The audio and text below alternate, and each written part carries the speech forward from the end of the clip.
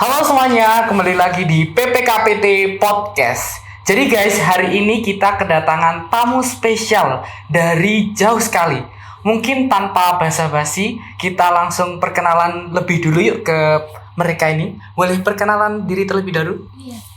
Nama saya Lael Grace Taylor dan saya berasal dari Amerika Serikat. Oh, dari Amerika Serikat. Lalu? Halo, nama saya Misaki Kitagawa. Saya asli Jepang. Jepang. Oh, satunya dari Amerika dan satunya dari Jepang, teman-teman. Jadi ini jauh sekali kita datangkan spesial ke PPKPT Podcast. Mungkin saya langsung mau tanya-tanya nih ke Lael ya. Lael, panggilnya Lael sama Misaki. Saya panggil seperti itu aja ya. Mungkin di kampus ABM ini udah berapa lama datang ke kampus ABM? Di ABM dari bulan Agustus tahun lalu, jadi sudah 6 bulan di sini. Oh, udah 6 bulan. Iya. Udah lancar bahasa Indonesia. Semoga ya. Semoga ya. Terus kalau Misaki sudah berapa lama sama ya? Sama, karena programnya sama. Oh, programnya sama. Tapi kalau sebelum bulan Agustus itu apakah pernah datang ke Indonesia sebelumnya? Saya pernah 2 tahun lalu ikut program Kennedy Lugar Guest Abroad program untuk anak SMA dari pemerintah Amerika. Jadi sudah pernah tinggal di Malang 1 tahun dan sekolah di SMA Negeri 8. SMA Negeri 8 Iya. Malang. Oh, keren sekali. Jadi selama 1 tahun belajar di Indonesia ya, Iya. di SMA Negeri 8 Malang. Kalau Misaki sebelumnya kita pernah ketemu nih ya sebelumnya di boleh diceritakan? Ya, 2 tahun lalu saya ikut program Sakura di ABM di STI Malang Siswa. Jadi saya tinggal di sini 1 bulan. 1 bulan ya. Iya. Jadi teman-teman, buat teman-teman nih, info-info aja. Aku dan Misaki itu udah pernah ketemu sebelumnya di program Sakura tahun 2023 ya. Itu dulu itu ramai sekali ya bersama teman-teman ya. Oke, mungkin aku mau tanya nih ke teman-teman di sini untuk Lael sama Misaki, gimana kesan pertama waktu datang di kampus ABM? Pastikan merasakan tuh bedanya dengan negara-negara teman-teman di sana. Mau siapa dulu nih? Mau.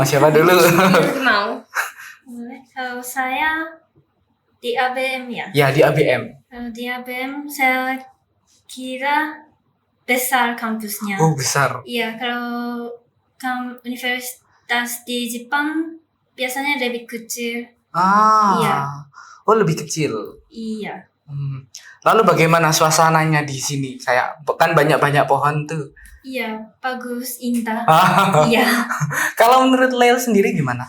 Saya setuju dengan Misaki, kampus di sini indah dengan pohon-pohon sangat segar, sejuk. Siang biasanya panas, tapi di kampus masih biasanya segar. Iya. Dan saya juga senang bertemu dengan semua guru-guru dari ISP.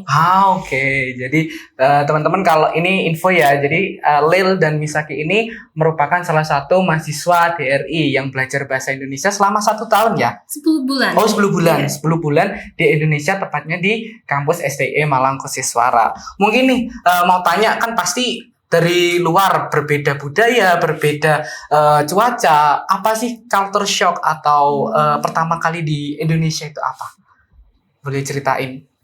Untuk saya, culture shock itu orang Indonesia selalu banyak pertanyaan. Ya sudah pasti. Iya, dan di mereka karena budaya lebih individu, itu biasanya, bagaimana hari ini? Bagus, sudah. Tapi kalau di Indonesia, kemana? Bagaimana sudah makan apa? Sama siapa? Tapi saya sangat suka karena orang Indonesia biasanya peduli dengan orang lain. Iya, betul sekali. Kalau dari Misaki? Saya juga setuju sama Lea. Iya, orang Indonesia suka bertanya banyak, terus karena saya tidak bisa makan makanan pedas. Makanan pedas ya. Jadi saya sedikit terkejut ada banyak makanan yang pedas. Iya, Indonesia itu sangat terkenal dengan makanan pedas. Mungkin kalau dibandingkan di Amerika atau Jepang, di Indonesia mungkin lebih sedikit pedas ya. Iya.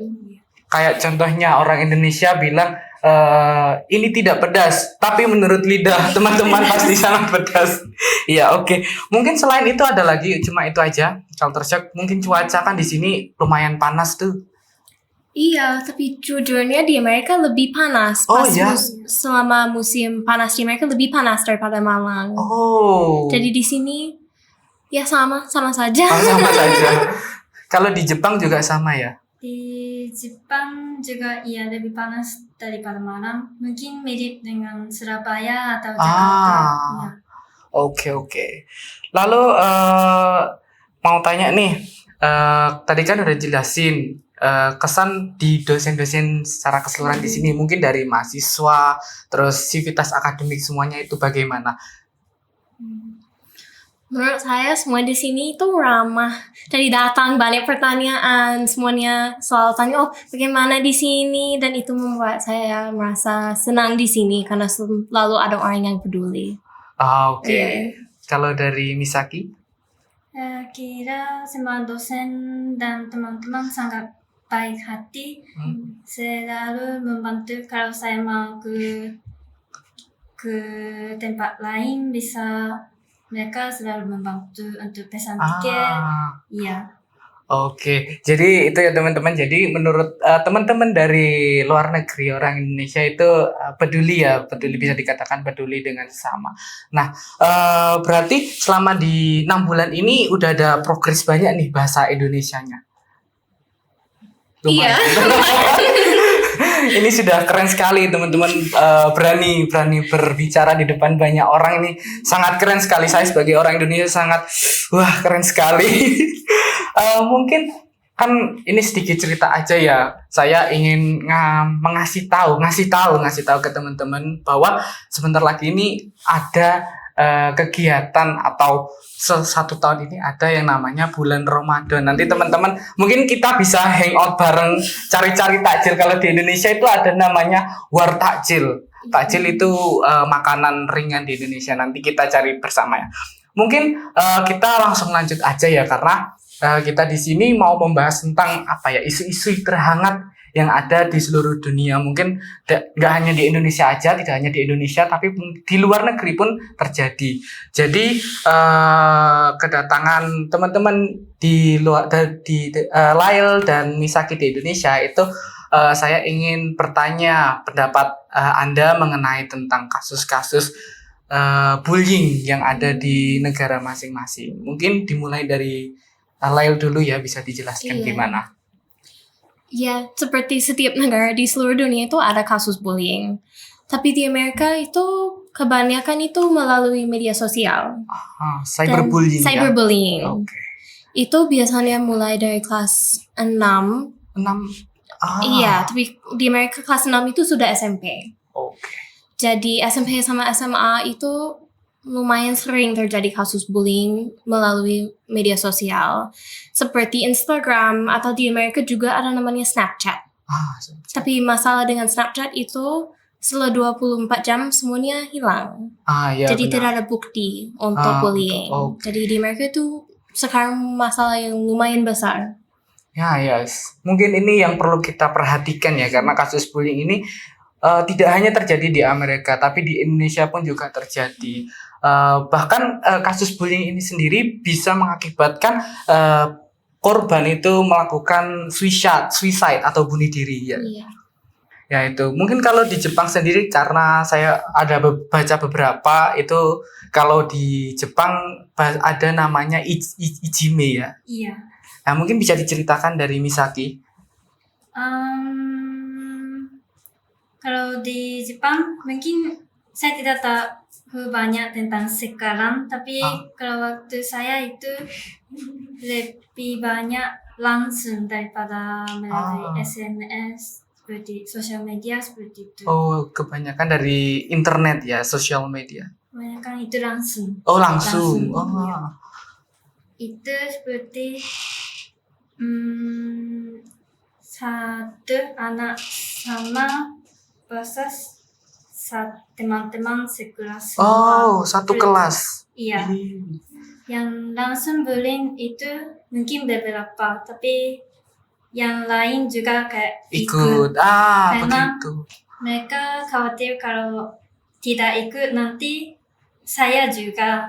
Menjadi korban Iya. bullying Iya. seperti itu. Oh, jadi ini ada perbedaan ya teman-teman antara bullying di satu negara dengan negara lainnya. Kalau di Jepang itu mereka ada ketakutan ketika kalau di kelas ada satu orang atau satu kelompok siswa lah, kita katakan siswa, membuli atau merundung teman yang lain, itu teman satu kelasnya bakal ikut ya. Jadi karena teman lainnya takut menjadi korban bullying gitu. Mungkin ini tidak terjadi di negara teman-teman saja, tapi di negara Indonesia pun juga banyak. Kalau di Indonesia sendiri itu lebih banyak kasus bullyingnya itu seperti kayak ya sama. Kalau di sekolah itu sepertinya kayak ada orang yang mohon maaf nih tubuhnya agak kurus atau gemuk, itu pasti kayak, wih tubuhmu kok besar sekali ya, gemuk sekali. Itu salah satu contoh bullying yang ada di Indonesia. Mungkin ini perlu dipahami juga buat teman-teman, karena bullying ini tuh apa ya, terkadang kita normalisasikan. Jadi kita nggak boleh, karena ini berhubungan dengan mental dari seseorang juga begitu. Terus kalau yang menarik nih, tadi Lil sempat menyinggung tentang cyberbullying. Nah itu kalau di Amerika itu biasanya lewat sosial media ya, kayak Instagram gitu. Kalau di Indonesia sepertinya sama, banyak kasus-kasus cyberbullying, bahkan sampai ke ranah hukum juga. Kalau di Amerika itu juga sama ya, pasti apakah ada badan yang membentuk, maksudnya ada yang menangani ketika ada orang yang terkena cyberbullying gitu? Bisa menjelaskan lagi, maaf saya kurang paham. Oke. Contohnya kayak kalau di Indonesia itu ada peraturannya. Kalau di Amerika apakah ada peraturan mengenai cyberbullying? Itu mungkin ada, tapi jujurnya kebanyakan itu mereka berpikir itu bisa membuat solusi sendiri. Iya, karena itu mereka juga dinormalisasikan, jadi sama. Tapi di sekolah biasanya dari SD itu ada presentasi tentang bullying. Itu biasanya bullying verbal, fisik, sama cyberbullying. Dan dari SD itu anak kecil diminta untuk pertama mencoba membuat solusi sendiri. Karena itu sesuai dengan budaya mereka. Semuanya individu, mereka harus menjadi mandiri. Jadi itu juga bisa menjadi masalah lebih besar karena itu tidak selalu bisa membuat solusi sendiri. Jadi kalau di Amerika itu ada presentasi sendiri ya tentang bullying. Nah ini mungkin bisa diterapkan di Indonesia, bahwa bullying ini kita bisa sosialisasikan dengan cara presentasi seperti itu. Itu presentasinya di dalam kelas atau bagaimana? Itu biasanya satu sekolah. Jadi biasanya sekolah. kumpul seperti di aula. Terus nanti ada presentasi dari kepala sekolah atau beberapa guru, atau kadang-kadang mereka undang seperti expert. Orang yang tahu bagaimana, atau mereka mungkin seorang psikologis. Jadi mereka berbicara tentang itu mungkin 2 kali per tahun. 2 kali per tahun. Dari SD. Jadi sering ada presentasi. Jadi kalau di Amerika cara menanganinya seperti ya teman-teman. Tapi kalau di Indonesia itu setahu saya juga ada beberapa presentasi atau yang dilakukan oleh beberapa orang ke sekolah-sekolah itu juga untuk mensosialisasikan bahwa tidak untuk melakukan perundungan atau bullying begitu. Mungkin di sini aku mau tanya nih, di luar topik tadi ya kita berbicara tentang negara masing-masing aja nih. Kalau di Amerika, ini kan saya dulu punya keinginan untuk pergi ke Amerika Serikat. Kalau Lil sendiri di Amerikanya tinggal di mana? Di Amerika saya tinggal di Amerika Tengah, namanya negara bagian Missouri. Iya. Oke, di sana itu terkenal dengan apa, Lil? Bisa ceritakan nih sedikit-sedikit. Kalau teman-teman ingin pergi ke sana kan mereka bisa tahu. Jujurnya di Amerika saya tinggal di desa. Jadi mungkin desa sebesar Blitar. Kalau saya Blitar. Blitar. Iya. Jadi kecil. Itu ada banyak seperti sawah tapi untuk jagung sama kedelai. Jadi di sana itu masih agraris. Agraris. Iya. Tapi terkenal apa ya? banyak itu ya, banyak apa pertanian jagung, perkebunan jagung. Iya. Kalau dari Misaki di Jepang tinggal di daerah mana? Saya tinggal di Tokyo. Oh, Tokyo kota ini. Kalau di Tokyo itu pasti sangat ramai ya. Iya, ramai. Apa yang terkenal dari Tokyo? Dari Tokyo, mungkin terkenal itu